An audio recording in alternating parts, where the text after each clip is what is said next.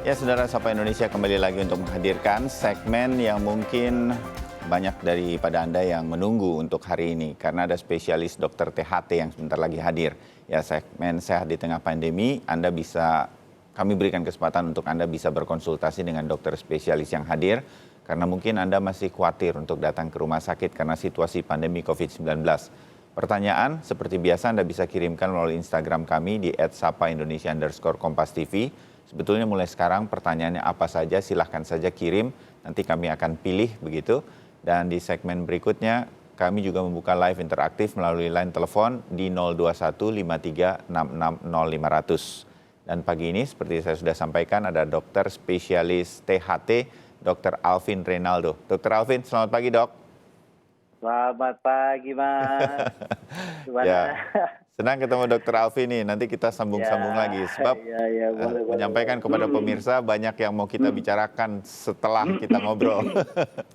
Ya, Nah, boleh. ya ada dua bagian dok segmen Sehat di Tengah Pandemi. Yang pertama ini, bagian pertama menjawab pertanyaan dari Instagram netizen kami. Yang pertama, @Toros Kahar. Nah, mudah-mudahan saya Oke. betul nih menyebutkannya ya. Dokter, usia saya 65 tahun. Dari muda hingga sekarang, bila pagi hari hidung saya selalu mengeluarkan cairan. Namun, bila siang tidak lagi mengeluarkan cairan. Selain itu, bila di tempat yang udaranya bersih, hal itu juga tidak terjadi. Ini kenapa dan apa solusinya? Dokter Alvin. Ya, boleh, Mas. Terima kasih. Siapa? Itu Toros Toros, Kahar ya? iya kita panggilnya Pak Iya, Toros lah ya. Pak Toros lah ya. Ya, ini memang sebenarnya tidak bicara usia.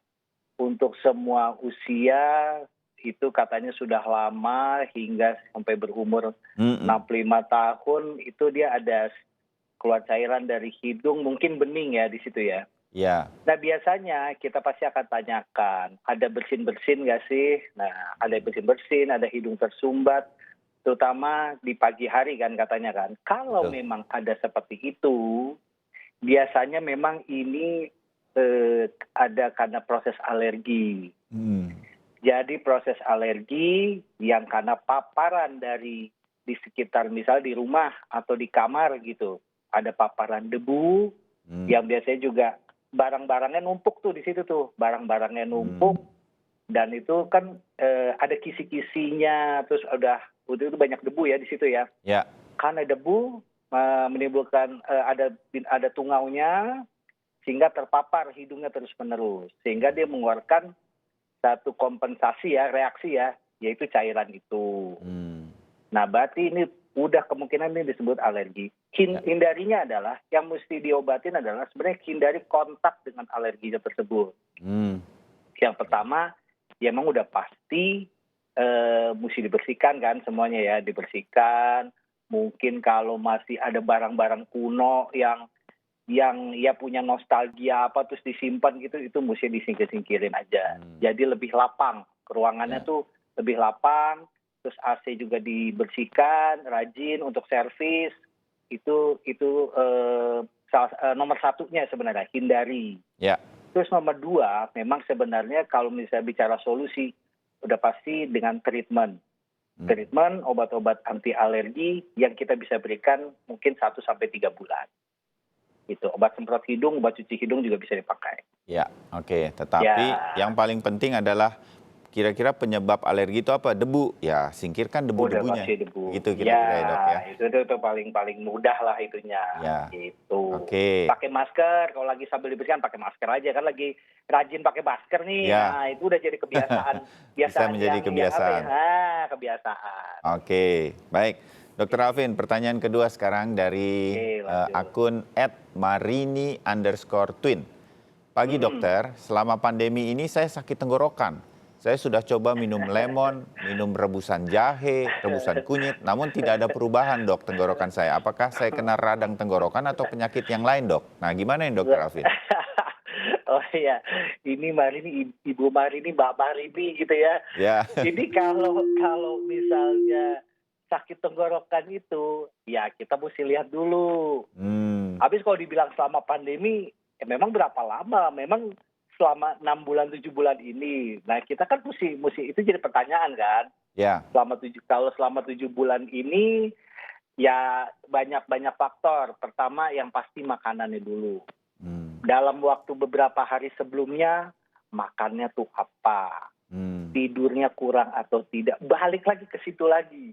Oke. Tidurnya kurang atau tidak. Nah, lalu sakit tenggorok ini juga sebenarnya kalau tidak disertai dengan demam, ya sebenarnya bisa juga ini ya kita bilang infeksi virus untuk beberapa hari, dia sakit tenggorok, habis itu hilang, itu bisa. Bisa. Nah, itu sakit tenggoroknya, ya itu karena infeksi. Tapi kalau misalnya udah karena pola makan, sakit tenggoroknya itu apa dulu? Apa rasa panas di leher kah? Hmm. Oh ya, sebelumnya infeksi tenggorok itu bisa juga dari amandel juga bisa. Kita Ya. mesti lihat juga, Hmm. gitu. Oh, Karena banyak penyebab berarti ya, Dok ya? nah, banyak penyebab sebenarnya, banyak penyebab. Terus kalau bicara itu infeksi amandel, itu infeksi. Lalu dari makanan itu biasanya dari gas asam lambungnya juga bisa bikin sakit tenggoroknya. Ditambah rasa cemas juga dari saat pandemi ini. Makin cemas, makin gasnya naik. Kan suka banyak tuh pada ke psikiatri juga tuh sebenarnya untuk zaman sekarang ini nih. Nah, itu tuh psikosomatis juga banyak tuh kalau sampai sekarang ini. Jadi terus terang kita mesti lihat anatominya ada yang bikin mengganggu nggak sih? Tuh. Iya, jadi harus detail sebetulnya apa Harus detail. dan kemudian ditindak penyebabnya, nanti sakit Penyebabnya apa tenggorokannya akan dulu? hilang. Ya kalau Oke. sementara sih kumur garam, air kumur garam, air hangat itu vitamin itu sebenarnya jadi apa ya, senjata lah kalau buat sekarang lah. Oh, Kurangin yang berminyak gitu, itu kurangin yang es. ya. Kalau masih makan coklat, seneng coklat, kurangi coklatnya. Nah itu sebenarnya itu jadi Ya. senjata untuk kunci lah buat kita sekarang. Oke, baik dokter, terima kasih. Ini tips bagi banyak orang juga ternyata. Ya, Dokter Alvin, kemudian pertanyaan ketiga sekarang dari akun @nurlela_akva.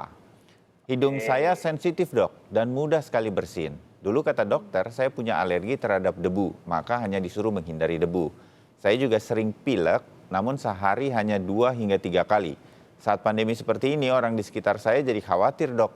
Mohon solusi dok, kalau memang alergi apakah harus periksa ke dokter THT lagi? Terima kasih. Iya sekarang Ya, kalau ya. batuk atau bersin orang langsung menghindar kan ya. Nah, jadi makanya ini sebenarnya jadi apa ya? Jadi saya juga banyak tuh teman saya tuh masalah batuk, masalah aduh lu COVID nih gitu. Iya. Enggak, itu sebenarnya tidak perlu hal-hal seperti itu. Jadi memang ini kalau pada dasar seperti baik lagi ke pertanyaan yang sebelumnya, kalau memang udah dari dulunya ada paparan sering alergi, yang meler-meler, yang bersin-bersin, Atau sudah merasa nggak jauh. pilek begitu? Nah, Iya, merasa pilek. Itu kan kita pasti kan udara kita kan seperti ini kan. Udah Ya. pasti ini memang lebih jauh kepada alerginya. Tapi kalau di saat zaman sekarang ini, yang zaman lagi heboh ini, kalau sudah disertai ada demamnya, Oke. ada yang namanya gangguan penciuman tiba-tiba gitu ya, tiba-tiba ya. Ya. Nah, itu baru ya kita bilang diperhitungkannya yang lebih advance lagi, apakah ada si COVID itu sendiri gitu. Jadi kalau menurut saya sih ini sebenarnya nggak perlu khawatir lah selama memang cuci tangan ya dengan terus cuci hidungnya. Kalau dia THT itu cuci hidungnya sebenarnya. Ya. Dia buat ngebilas ya, misalnya kuman-kuman partikel yang masuk itu kita bilas gitu untuk kesehatan hidung itu sendiri. Seperti itu aja gitu. Ya. Oke, jadi jangan terlalu panik dan tetap menghindari kalau punya experience atau pengalaman dengan alergi, coba dihindari lagi segala sesuatu yang berkaitan dengan alerginya. Mudah-mudahan jauh lebih baik. Nah, itu sudah cukup begitu ya. Iya, sudah cukup. Baik, pertanyaan keempat sekarang dari netizen, Dr. Alvin, dari @rahmaazahra. Saya berusia 17 tahun, saya penderita polip hidung. Sebenarnya apa yang menjadi penyebab tumbuhnya polip hidung ini, dok? Lalu apakah berbahaya jika dibiarkan? Terima kasih, dokter. Dr. Alvin, ini kan banyak nih polip ya? Iya, ini Mbak Rahma, ini sebenarnya kita bicara penyebab polip itu adalah ada dua. Ada masalah alergi dan masalah inflamasi atau peradangan. Nomor satunya sebenarnya ini masalah alerginya. Itu balik lagi ke situ lagi. Alergi itu kalau dibiarkan, itu nanti di dalam hidung itu akan membentuk satu kantong. kantongnya tuh ada grade-grade-nya. Kantongnya berisi cairan putih gitu ya. Ya. Cairan putih dalam kantong itu seperti dibilang itu tumor gitu, tapi ini memang bukan tumor.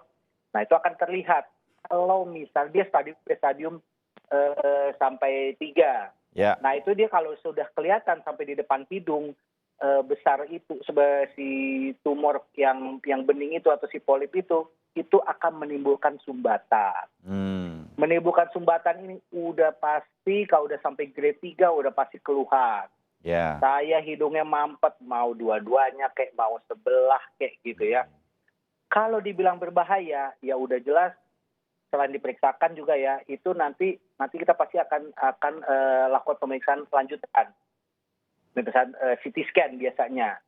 CT scan untuk melihat apakah ini tumor atau tidak.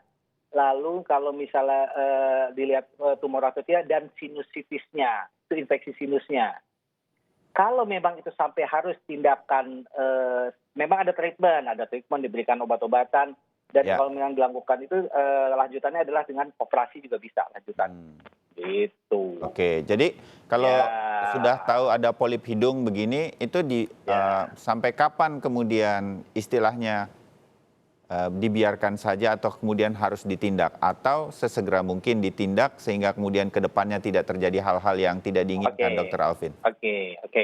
Jadi kalau misalnya udah polipnya setelah diperiksakan polipnya hanya grade 2, yang kelihatannya di dalam hidung grade 2 tuh kurang lebih mungkin kalau tahu di bagian tengah antara panjang hidung itu ya. Nah, itu biasanya kita treatment dulu. Kita treatment sampai paling tidak kita lihat sampai 2 minggu. Dengan obat-obatan yang kita bilang obat-obatan steroid. Steroid yang dosisnya akan menurun, akan bertahap berkurang dosisnya. Nah, itu dikasih antibiotik, dikasih obat semprot hidung, hindarin alerginya. Misalnya yang debu itu di 2 minggu itu. 2 minggu itu kita lihat. Setelah 2 minggu kita lihat, apalagi kalau memang ternyata berkurang, ya terusin aja pengobatan, nggak apa-apa. Jadi sinusitisnya sambil diobatin. Kan polip itu bisa menyebabkan sinusitis.